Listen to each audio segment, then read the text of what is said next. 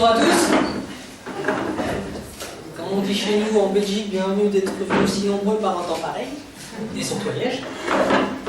Nous sommes aujourd'hui ici pour la présentation d'Amaris Moreau, volume 2, deuxième tour. Alors je pense que je reconnais plus ou moins certaines personnes.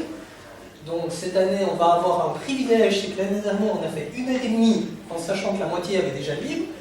Et aujourd'hui, personne n'a eu le livre, donc on va la faire très court. Comme ça, vous pourrez vraiment découvrir à votre aise.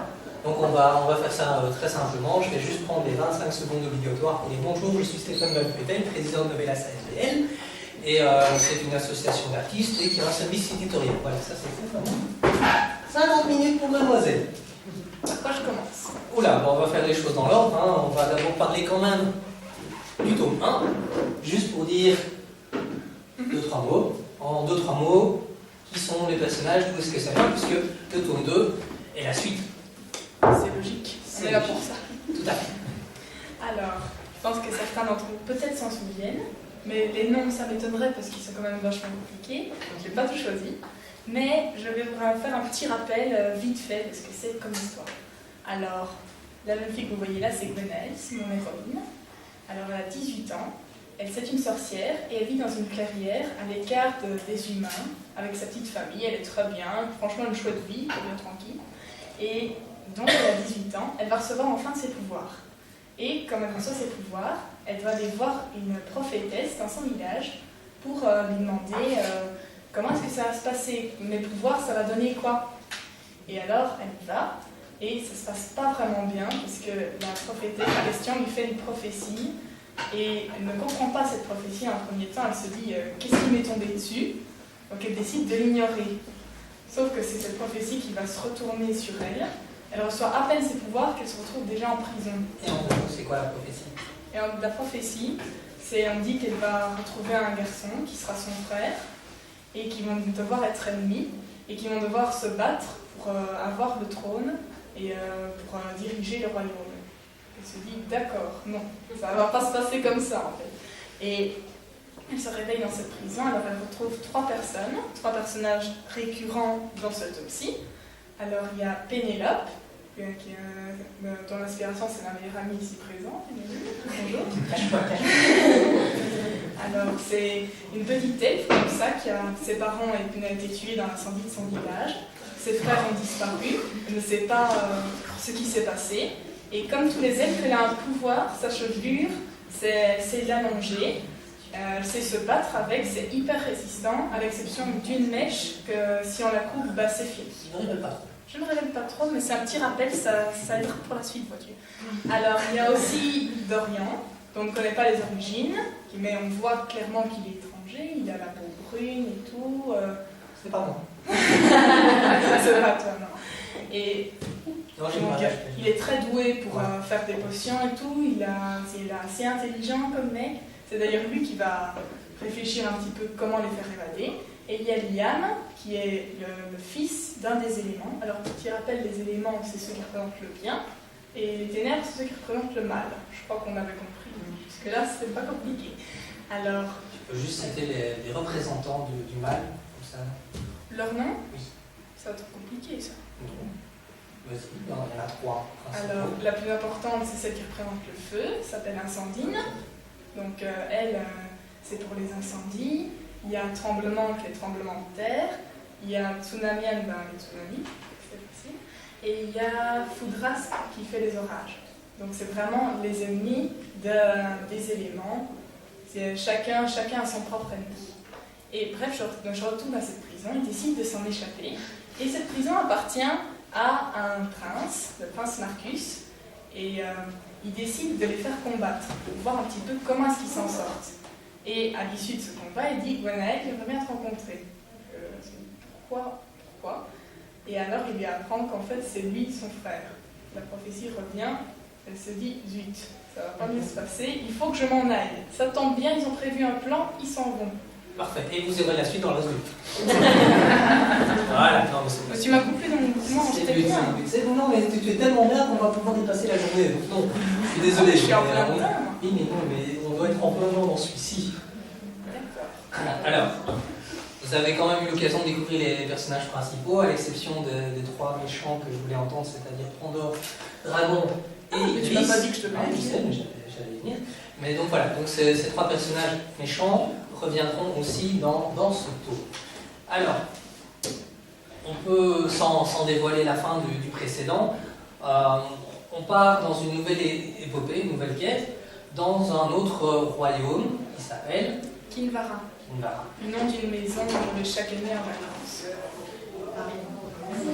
Et donc Kinvara, physiquement, Physiquement, c'est une île qui se trouve très très très loin au nord d'Andromeda, donc le monde actuel. Et sur cette île, il y a un trésor qu'ils doivent trouver. Sinon, ils n'iraient pas parce que c'est un endroit qui est dévasté, il n'y a plus personne qui y vit. Et franchement, ce trésor est très important, mais qu'ils doivent s'y rendre à tout prix. D'accord. Il se passe ce qui doit se passer sur cette partie de l'île. Et ensuite, on arrive dans ce qu'on appelle l'Odyssée. En tout cas, pour ceux qui aiment la mythologie grecque, c'est un peu le périple d'Ulysse. On part d'un point et on veut arriver quelque part, mais il y a toujours un petit détour. Et donc, au niveau des détours, est-ce que tu peux citer les grands éléments, les grands événements qui font, donc, à partir du moment où le bateau quitte Kinvara? À partir du premier, tu veux dire? Ici. Non. Où est-ce qu'ils vont? Où est-ce qu'ils vont? Alors d'abord, ils expérimentent, ils ont chacun un pouvoir pour se transformer en animal. Alors c'est bien pratique, alors ils expérimentent dans les endroits de l'île, ils se rendent compte qu'il y a plusieurs petites îles qui sont sur le côté, qui commencent à attirer leur attention, et s'il y aura peut-être quelque chose là-bas. Mais bon, ils décident surtout de se concentrer dans l'endroit précis. Alors Gwenaël va découvrir les déserts du sud, par exemple, qui sont hantés, je ne vous en dis pas plus, vous découvrirez. Il y a aussi une forêt, donc c'est le seul endroit où il y a encore de la végétation, où il y a des roseaux et des choses pas très agréables à voir. Et il y a également des montagnes. Des montagnes dans le nord qui n'ont pas encore été explorées, et il ferait bien parce qu'il y a quelque chose de pas très bien qui les y attend. Et il y a des grottes. Et il y a des grottes aussi. Et donc justement à propos des grottes, la couverture en fait représente une grotte qui existe aussi. C'est la grotte physiquement en Écosse, c'est ça? La grotte qui est ici, tu veux dire? Ah, c'est ça que tu veux dire. C'est la grotte, ça s'appelle Staffa, et la grotte ici en question s'appelle Fingus Cave. Alors, je ne cite aucun des noms, mais il faut savoir que c'est cet endroit-là, c'est là où j'ai eu l'inspiration de ce livre-ci, et je l'ai représenté ici d'ailleurs. C'est vraiment un endroit très important pour moi. Alors, je sais que l'Écosse est un pays formidable. Ah, ça, c'est le meilleur endroit du monde. Voilà, tu y vas chaque année, ou en tout cas régulièrement. Chaque année. Et on peut dire que c'est une très grande partie de l'inspiration de tes personnages, ou en tout cas des décors. Et pourquoi? Pourquoi est-ce que c'est l'Écosse, c'est pas, je veux dire, l'Australie, la Nouvelle-Zélande, l'Inde ou l'Amérique du Sud? Parce que ça a toujours été une terre d'inspiration pour l'histoire, pour les paysages. J'ai l'impression d'être chez moi quand je suis là-bas, c'est vraiment un chouette repère. La maison où on va, qui s'appelle Kinvara, pour le rappel, c'est vraiment ma deuxième maison et j'ai sympathisé avec une famille là-bas, je m'entends bien avec eux, je vais chez eux chaque année pour apprendre l'anglais. C'est vraiment ma deuxième maison. On me dit de m'y installer, je suis d'accord. Mais personne n'est d'accord ici. Et eux, ils sont d'accord? Eux, peut-être, oui. Il faut leur poser la question. Oui, mais bon, quand j'arriverai, ils n'ont plus le choix. Ah, c'est bien, vivons le Brexit. Alors, l'Écosse, source d'inspiration, ça c'est dit. Donc, après Kinvara, ils repartent, l'Odyssée, et ils arrivent sur le territoire des Farfadets. Si je ne me trompe pas, j'ai lu le livre il y a très longtemps, et entre-temps, j'ai lu le Non, livre. tu as bien raison. Donc, les Farfadets. C'est quoi un Farfadet? Un farfadet, c'est une grande créature, c'est un peu plus grand qu'un humain, qui a la peau laiteuse et qui s'occupe du feu. Alors, ils ont la peau, ils peuvent mettre la main dans une flamme, ça ne brûlera pas, dans un feu, et ce sont les forgerons. C'est eux qui font les armes et qui les vendent au royaume. Et ils ont un grand rapport avec le feu, donc ils vénèrent entre guillemets le feu, même s'il y a tous les éléments. Et ils travaillent dans un endroit qui s'appelle la Fournaise. C'est une espèce de grande grotte comme ça. Ils sont dans des petites cellules et ils travaillent chaque journée pour faire des épées. Ça me fait penser à plein de petits animaux dans les menus chez nous. C'est bon, ça fait l'inspiration. C'est très sensible. Après les Farfadets, on passe aux fées. Alors les fées, c'est un peu plus... les décors, j'ai un peu triché. J'ai repris un décor qu'il y avait en Écosse. C'était des montagnes, ou plutôt des collines. C'est un peu la même chose là-bas. Ça s'appelle les Trois Sœurs. Et là, il y a les fées qui y vivent, donc ce sont des créatures qui ont un rapport avec l'eau cette fois, qui sont un petit peu différentes des farfadets, et qui ont des ailes, donc qui vivent, ce sont des créatures amphibies, elles ont besoin de rester dans l'eau, et à partir du moment où elles sont dans l'eau, il y a leurs ailes qui poussent. Alors elles vénèrent aussi la lune, elles vénèrent une certaine Nokomi, vous verrez dans l'histoire qui c'est à peu près, je ne vais pas m'aventurer beaucoup dessus. Et elles ont... c'est un petit peu les Africains et les Asiatiques qui sont mélangés, si vous voulez, pour le petit repère. Avec des ailes. Avec des ailes, voilà. Ah, C'est original, hein? J'ai jamais imaginé en fait à quoi pouvaient ressembler les personnages, à part ceux que je vois sur la couverture, mais oui, ok. Je vais m'imaginer moi avec des l'imagination de chacun, c'est tout. Ça. Ça craint. Après les farfadets, les fées, on passe, finalement, on revient entre guillemets dans la vie réelle. On arrive à l'auberge, date à Nord, si mes souvenirs sont bons. Tu as bien raison. Voilà. Décidément, tu l'as lu, en fait. Hélas. Oh. Je l'ai lu, je l'ai dévoré, je l'ai relu, je l'ai redévoré, je l'ai corrigé, enfin oui, c'est un beau travail. Et je sais. 576 pages, et j'ai encore mal au cœur. Et donc oui, non, effectivement, il y a beaucoup d'informations, il y a beaucoup de personnages, il y a beaucoup de choses à retenir, surtout en sachant qu'il y a un tome 3 qui m'attend bientôt. Donc, ça, il est en cours d'écriture. Ouais. Donc, on va un peu passer tout ce qui est à Tanor, parce que ça, vous allez vraiment le découvrir. Je parle de Salomé. Voilà, ce que j'allais proposer, c'est que tu parles justement, il y a une catégorie de personnages qu'on retrouve un peu partout dans l'histoire, et qui sont donc les Évarides, du nom d'un personnage qui a travaillé avec papa, mais je ne vais pas m'aventurer trop dessus. Donc les Évarides, ce sont un petit peu les surdoués. Ça peut être de n'importe quelle catégorie, ça peut être des farfadets, des sorciers, même des humains, donc qui s'appellent les normaux ici. Et ce sont des gens qui ont un pouvoir, mais un pouvoir très fort. Alors, par exemple, je peux citer ici, il y a 2 enfants, ce sont des Évarides tous les 2. La particularité, c'est qu'ils ont les yeux dorés. Et il y en a une qui peut être invisible, et l'autre qui a une élasticité terrible. Bon, pour la petite source, si certains sachent, je m'en suis rendu compte après, c'est comme dans les 4 Fantastiques, mais je n'ai pas regardé. Mais c'est mieux moi, bien entendu. Il y a les indestructibles aussi. Je ne savais pas. Non, je ne savais pas. Très bon historien. D'accord. Bref, est-ce que vous avez plus ou moins compris d'où on est parti, où on est passé et où on va arriver? En gros, c'est vraiment l'aventure ici. C'est le plus important. Tout le monde a compris? On fait le tour du monde encore. C'est bien, on va pouvoir arrêter de lire, on va pouvoir parler de moi. Oui. Ce que tu veux savoir de moi. Mais en fait, il y a quelque chose qui est très intéressant quand c'est un deuxième tour, c'est qu'on a la possibilité de voir une évolution, de voir un changement, soit dans le style d'écriture, soit dans la manière de travailler, l'approche. Et je voulais avoir ton avis finalement sur est-ce que tu es content de la manière dont les choses se passent, est-ce qu'il y a des choses que tu peux, on va améliorer, il y a toujours des choses à améliorer, mais de manière concrète, est-ce que tu pourrais donner un conseil à d'autres personnes qui vont peut-être se mettre à l'écriture, puisque en tant que jeune fille, tu as l'avantage de pouvoir être une représentante d'une génération. Est-ce que tu aurais un conseil au niveau de l'écriture, de la façon de travailler, des attentes que l'on a vis-à-vis de toi? L'écriture, pas tellement. Il faut que l'histoire, elle soit en soi, parce que moi, l'histoire, je connais la fin, je connais tout, je la vois vraiment, et puis on me dit d'écrire, même pas, je me le dis à moi-même, j'écris un premier mot, la suite, elle continue, donc ça doit vraiment être en vous, il faut pas se soucier de ce que les autres vont dire. Moi, j'ai écrit le premier tome, j'ai écrit le deuxième, sans me soucier de ce que les gens diraient, et puis je me suis dit, oui, c'est vrai, on pourrait les éditer. C'est parce que c'est comme le reflet de la personnalité des gens. Il ne faut pas avoir peur de soi, il faut vraiment le montrer. Il ne faut pas forcément le montrer aux autres, ça dépend de ce que vous voulez. Mais il faut vraiment laisser libre cours, il faut être libre. Il faut avoir confiance en soi. C'est mon petit conseil. Avoir confiance en soi. Ok. Est-ce que tu as une façon de travailler? Alors, moi j'ai l'expérience en tant qu'éditeur, mais aussi et surtout en tant qu'écrivain, et donc moi je me suis exercé pendant des années pour avoir une façon de travailler qui est la mienne. Il y a différentes approches. Et toi, d'après ce que j'ai pu comprendre maintenant et de ce que j'ai vu, c'est tu as une idée de départ, et puis les mots coulent de source. Oui.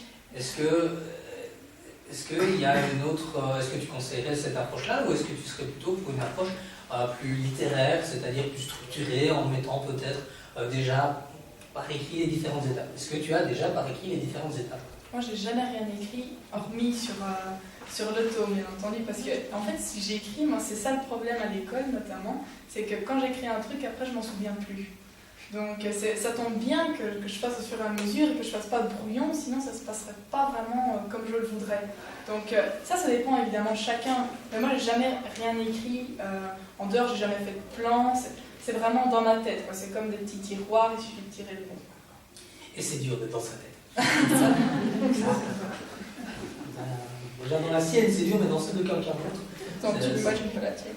Ah, si. Je m'y perds, c'est pas un problème. Mais moi, j'aime bien, donc c'est pas grave. Mais au niveau de la structuration, oui. Du coup, quand on est parti sur 3 volumes, eh bien, il peut y avoir des risques de contradiction, d'erreur ou de... Comment est-ce que justement tu arrives à faire en sorte, mis à part mes remarques bien sûr, qu'il n'y ait pas ce genre d'erreur? Parce que finalement, quand on retravaille, il y a très peu de problèmes narratifs. Il y a des problèmes bien sûr de structure, mais ça, comment est-ce que tu y arrives? Justement, puisque alors que tu ne fais que pas le brouillon, tout part dans tous les sens. Ça, faut pas se mentir, j'ai plusieurs fois dû regarder dans le tome 1 pour me souvenir les dates surtout, les âges. On a parfois besoin de relire un petit peu ce qu'on a fait, et puis pour les noms aussi dans le droit, mais sinon pour le reste, ça vient naturellement, quoi. Je ne sais pas comment expliquer. Okay. Alors, moi j'avais aussi une question, que j'ai la possibilité d'avoir en qui est donc sur du long terme, qui heureusement arrive quand même assez fréquemment pour Novelas. Mais il y a une chose que moi je n'ai plus, ou je n'ai pas, c'est, je ne vais pas dire la joie d'éditer ou de publier, mais vu que je publie beaucoup et que je m'occupe beaucoup de livres, pour moi un livre ce n'est plus un bébé, comme ça peut être la première fois, le premier livre c'est mon bébé, mon bijou, mon précieux. Mais donc du coup, je me dis, comment est-ce qu'on vit ça de l'intérieur? Là, on était là ici l'année dernière plus ou moins à la même date. Donc, qu'est-ce qui s'est passé pour toi au niveau littéraire? Est-ce que tu as eu des occasions, des opportunités? C'est quoi la vie d'un écrivain ado au jour le jour?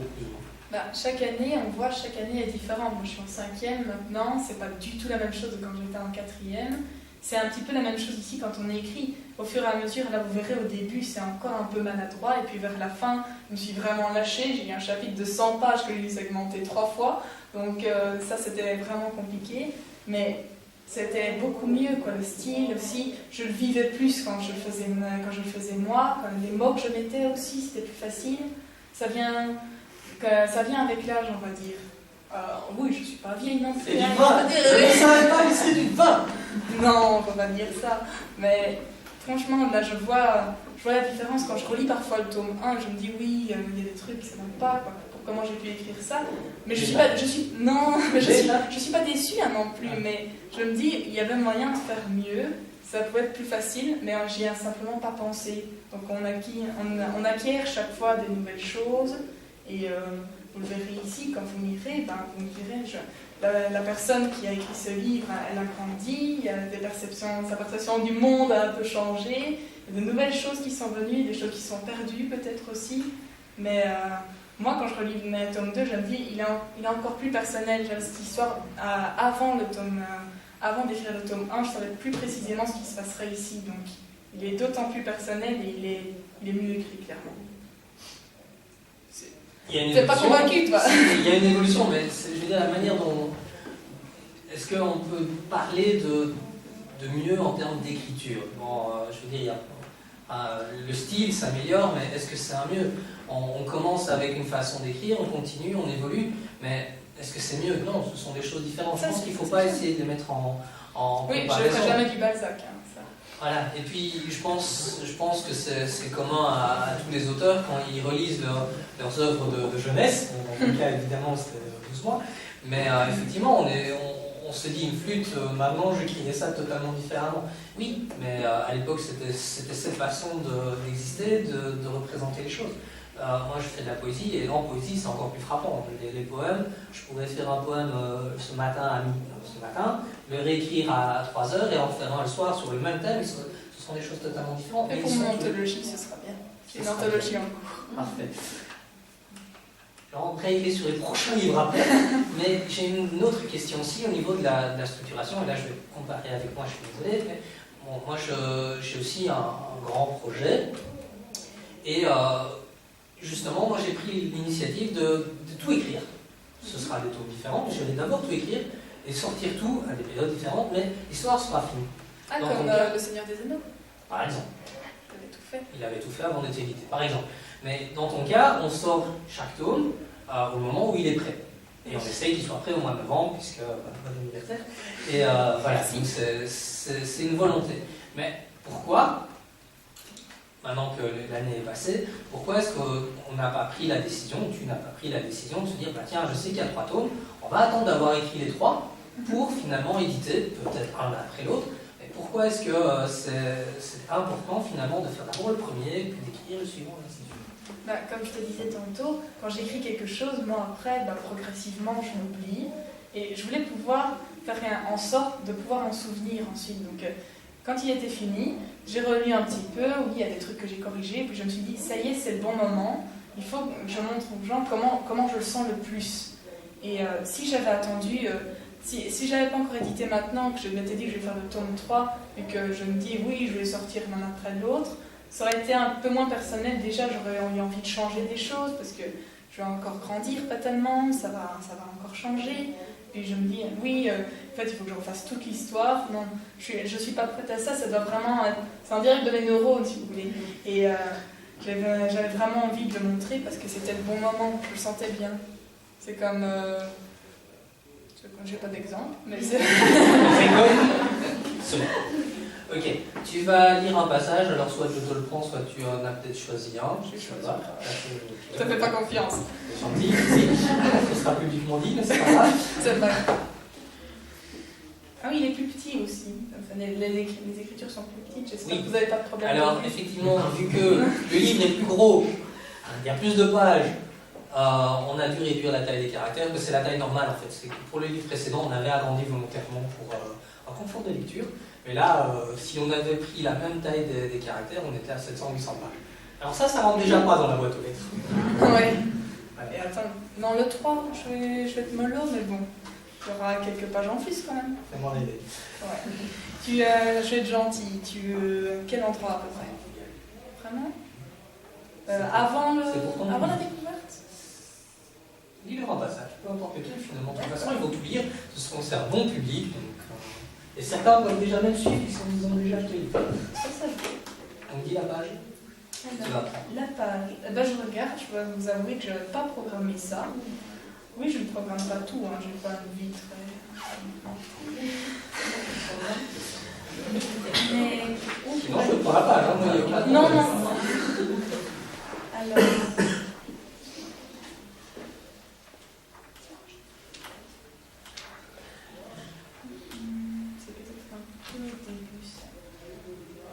Tu ne me donnes pas d'indication, moi, il est tellement grand en fait. Amstramgram, page 290. Il y a Ici, voilà. 290. Merci Omar, c'est que tu suis. Désolée, mais c'est grand. Hein. C'est pour ça qu'il y a du numéro de page. Hein. Oui. Ici. Ah, c'est bien ça. En fait, t'es bien tombé. Je crois que tu fais bien les choses. Alors... C'est ça l'expérience. Sans plus attendre, elle empoigna la sorcière par les aisselles et sans difficulté aucune, s'éleva dans le ciel. Ses ailes battaient sans trop de frénésie, portées seules par le murmure du vent. Gwenaëlle s'émerveillait de la vue des collines des Trois Sœurs et de tout ce qu'elle y découvrait. Là, le cours du Vadum remontait jusqu'à l'embouchure du Talamus, qui lui-même serpentait entre les bruyères.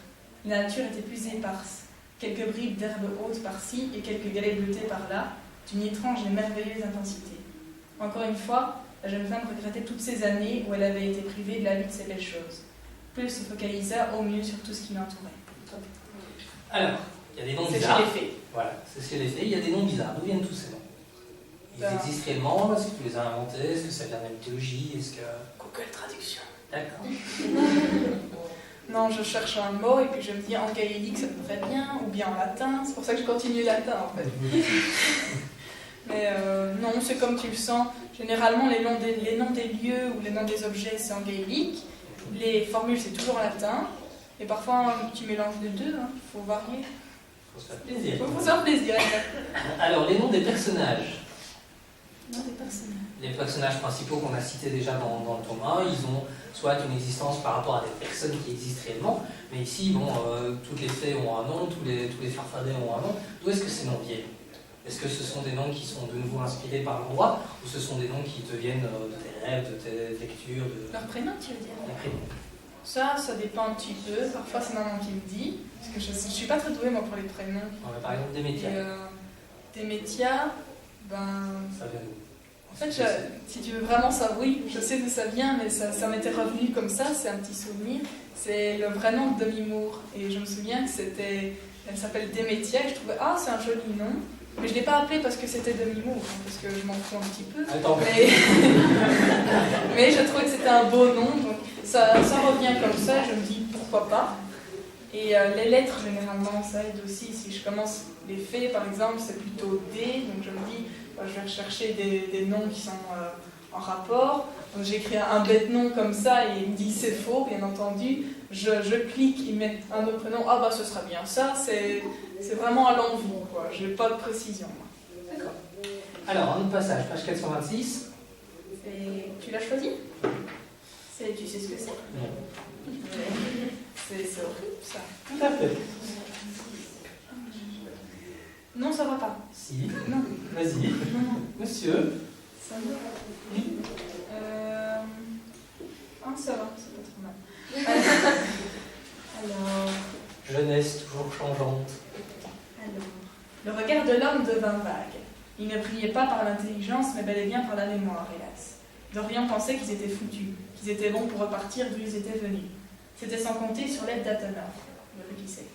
Monsieur, vous devez faire erreur. Ce garçon ici présent est mon futur gendre et le fiancé de ma fille, dit-il en désignant Gonel. C'est pas vrai.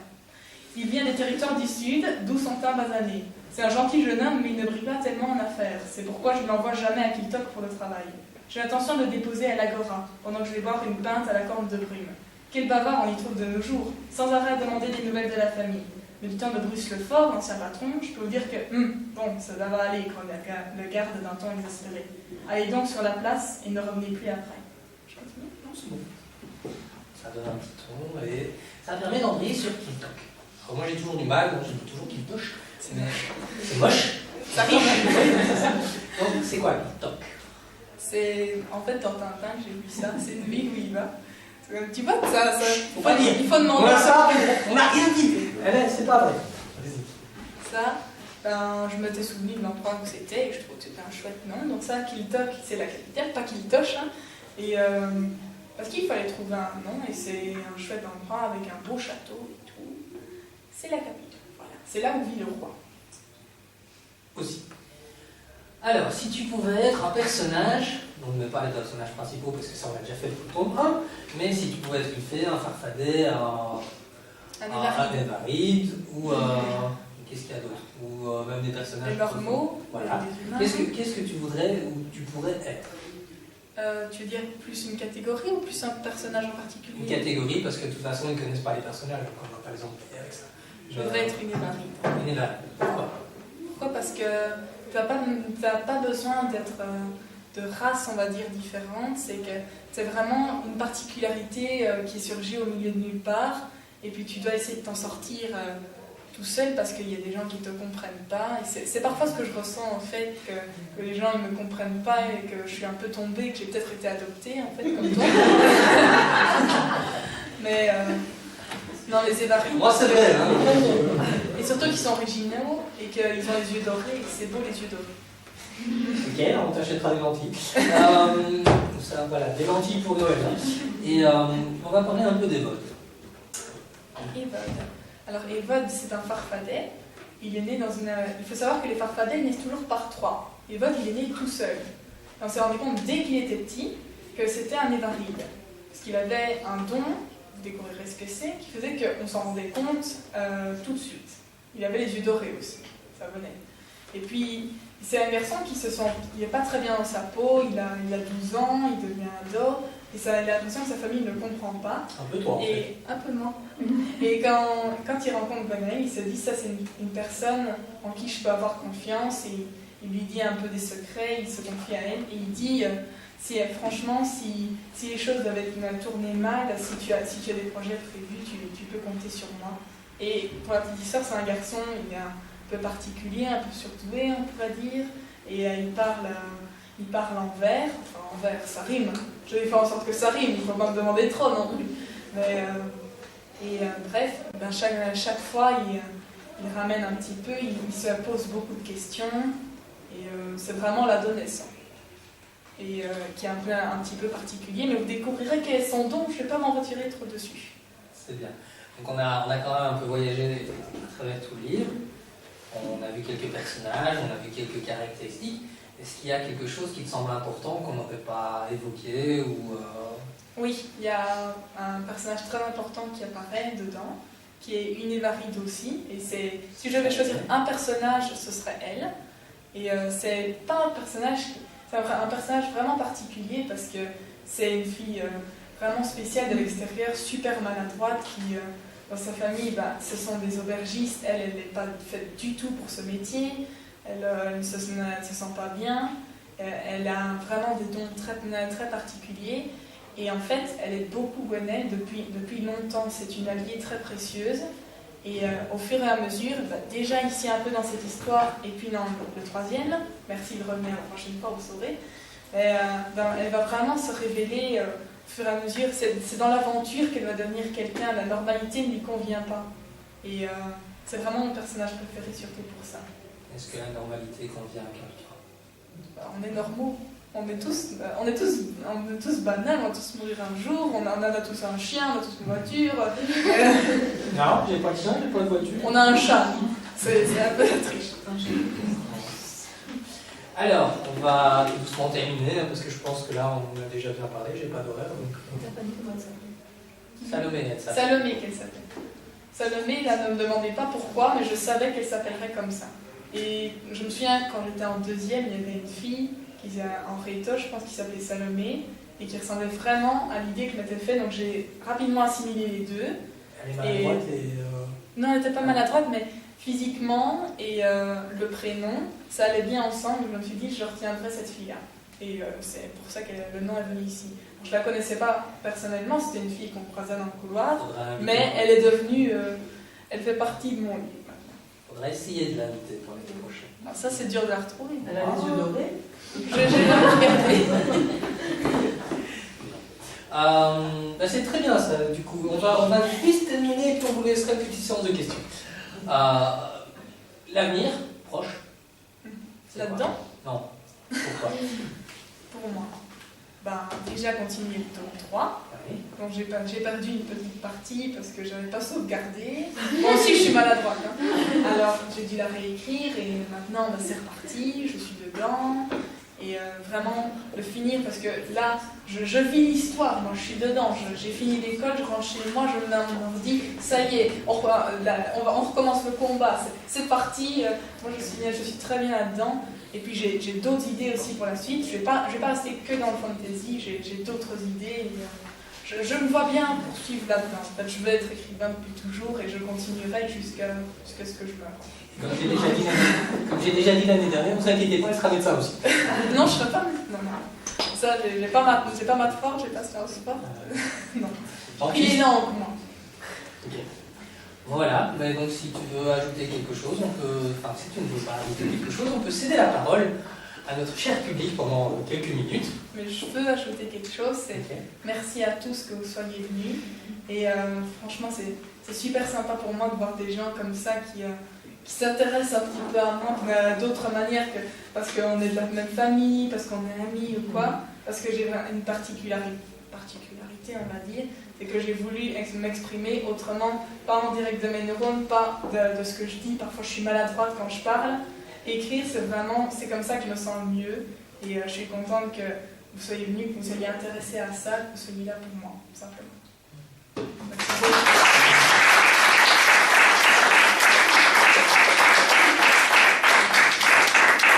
Alors, on n'a pas de micro, donc je vais vous demander de parler haut et fort pour qu'au moins elle puisse entendre. Et ce qui est bien aussi, c'est que cette fois-ci, je crois que personne n'a vraiment eu l'occasion de lire ou d'entendre parler du livre, à part les traîtres.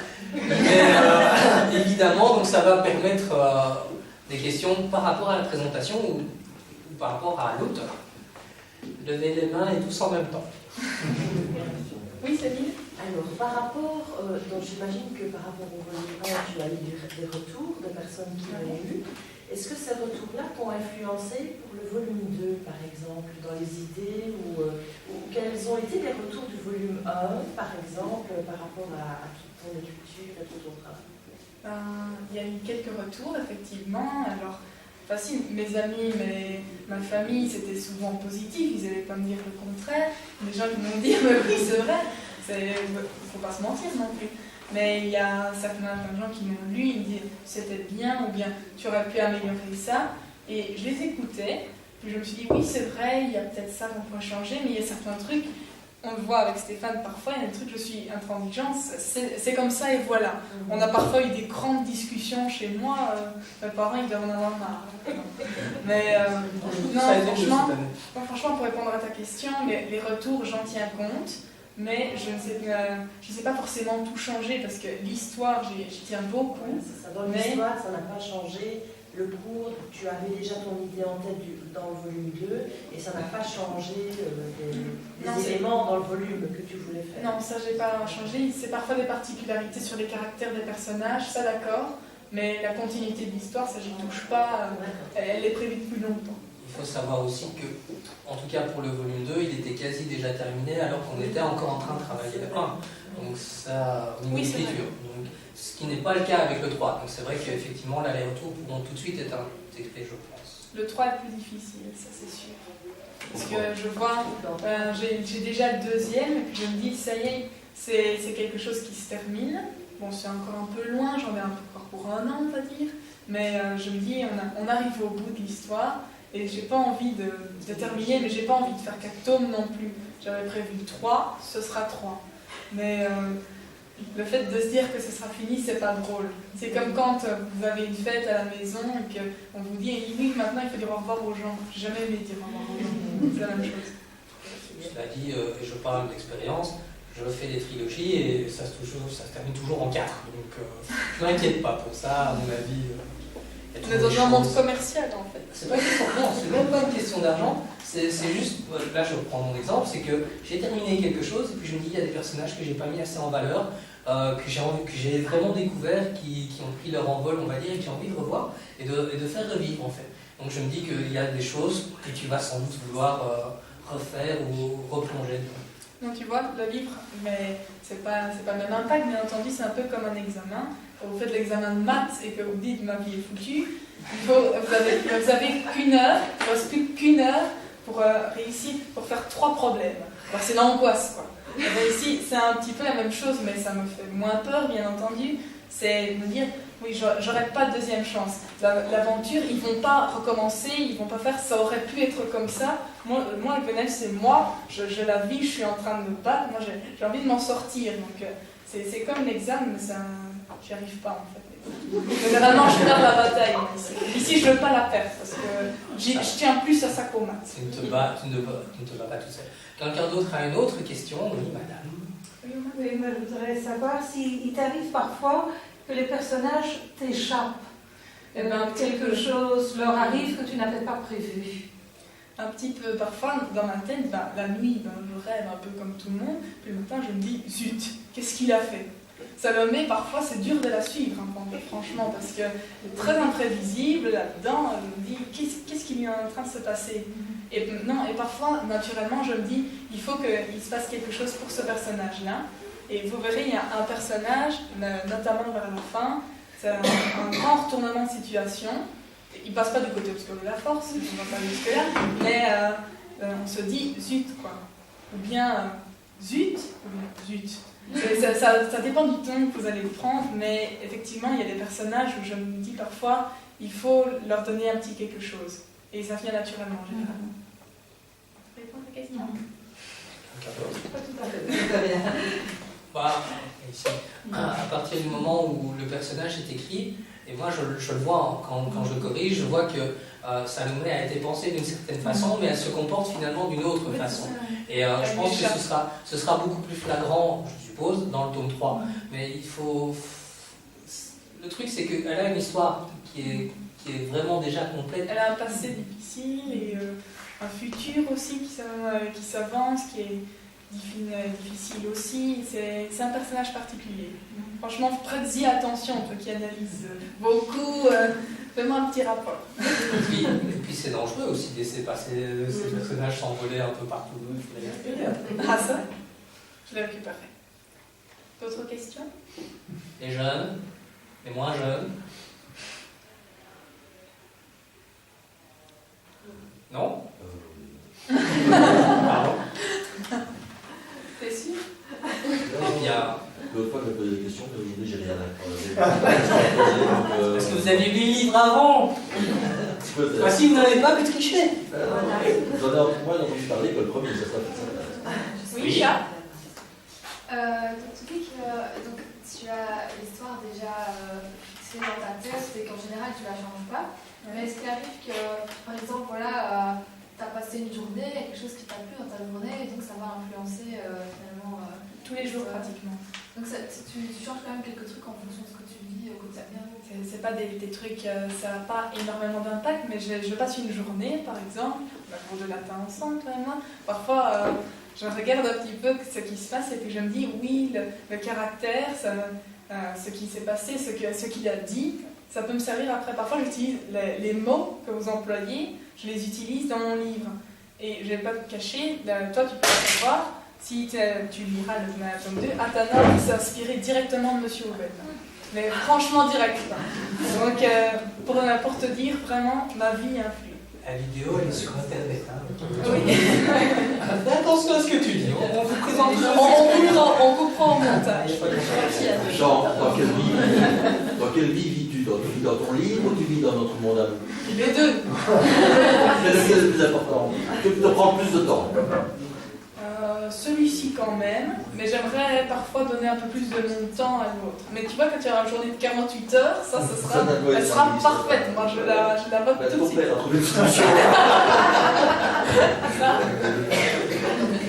Oui. Au dernier livre, tu avais dit que c'était Pénélope ton personnage préféré. Cette fois-ci, tu dis que c'est Salomé dans celui-ci. Donc, qu'est-ce que Gwenaëlle représente pour toi? Gwenaëlle, ben, c'est moi, c'est un petit peu vous tous. C'est pas mon personnage préféré dans le sens que c'est le personnage principal et qu'elle a des responsabilités.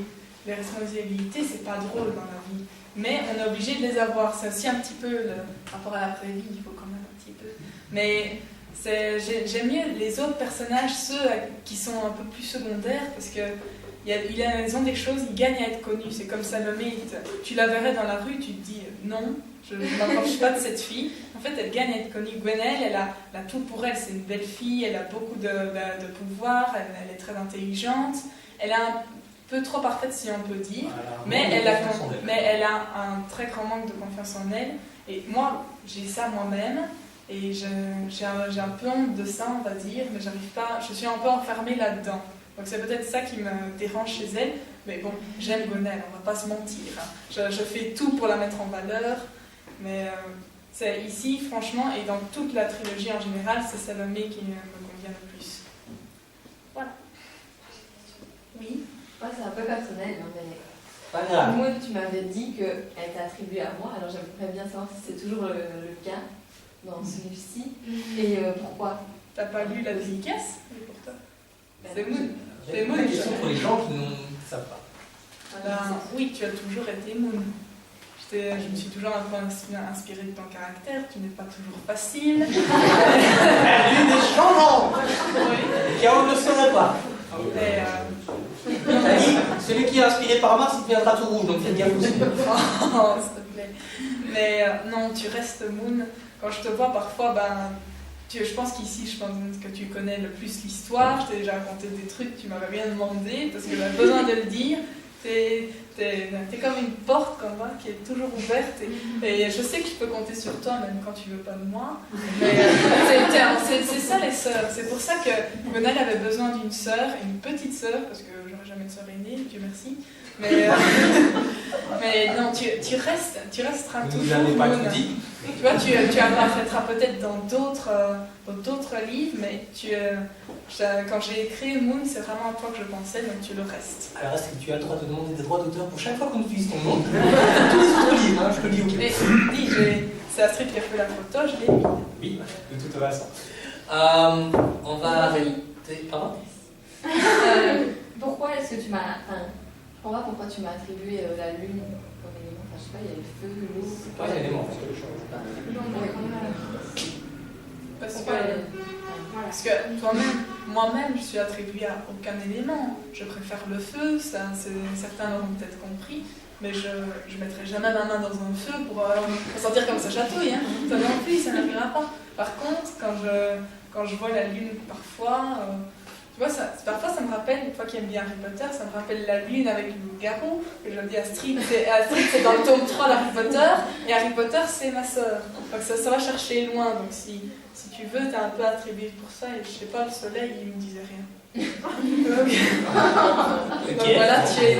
En plus, tu vois, moon, en anglais, ça veut dire lune. Sun, c'est moins joli.